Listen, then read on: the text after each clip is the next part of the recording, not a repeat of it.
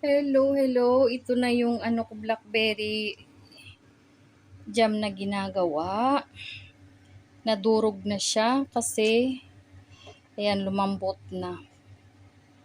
Tapos tatanggalan siya ng buto.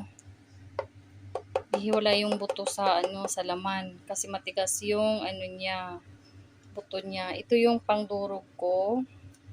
Ayan.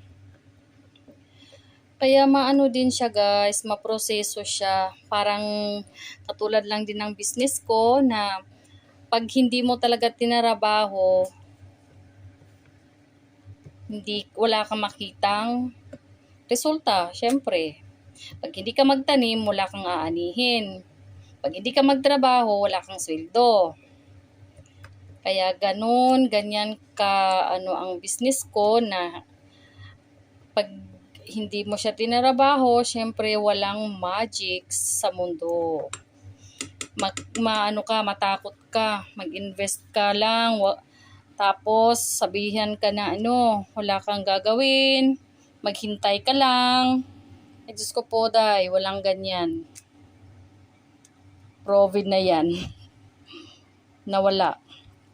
Kaya sa lahat ng bagay, pag ginawan mo ng proseso, pag ginawa natin ng step by step, syempre, makakuha talaga tayo ng magandang resulta.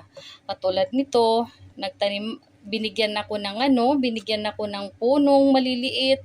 Ako yung nagpalaki, ako yung nag-alaga. Ayan. Tapos, nung namunga na siya, guys, ito po yung namin, lagayan sa sobrang dami niya, inano ko siya, nilagay ko siya sa frozen. Parang ganun lang din sa business. Siya ng mainit na tubig. Mag-aral ka, kasi pag hindi ka mag-aral sa business, pag walang magturo sa iyo umpisa, pag walang magturo, hindi mo malalaman ang structure ng business. Kung hanggang saan ka papunta, kung lalago ka ba o hindi. Yan. Kaya ganyan katulad sa business kong na napasukan, may coach and mentor, may automated system na 24 hours ang gumagawa, nagtatrabaho para sa akin. At my back, nagtatrabaho siya. Mga training, ang daming training, ang daming mga learnings. Mag-learn ka muna sa sarili mo, i-fix muna natin yung sarili natin bago tayo magkaroon ng dahan-dahan na resulta. Kasi pag hindi natin i-fix yung sarili natin, wala tayong makukuhang good result. Katulad din nito, pag hindi natin ginawa ng process, hindi tayo makakakain ng masarap na blackberry jam. Hindi ako makakain ng blackberry jam.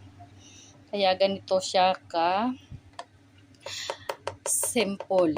Pag ginawa mo ang first step, second step, makakain na tayo, makaka-harvest na tayo.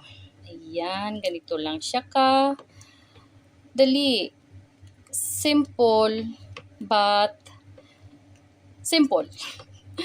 Ganyan po. Kaya sa mga dreamers ko, nakatulad ko, wag po tayong matakot mag-try. Matakot kang wala kang sinubukan na hanggang tumanda tayo, katulad ko. Hindi tayo pabata, ayan, tumatanda na. Sakit sa katawan na ang dami. Kaya aray. Aray nako. Kaya ganito na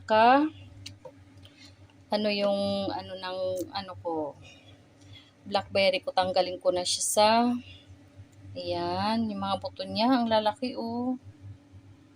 ayan. Okay. Tulad sa business ko na tatanggalin yung mga sa atin, mga bad habits natin sa sarili natin.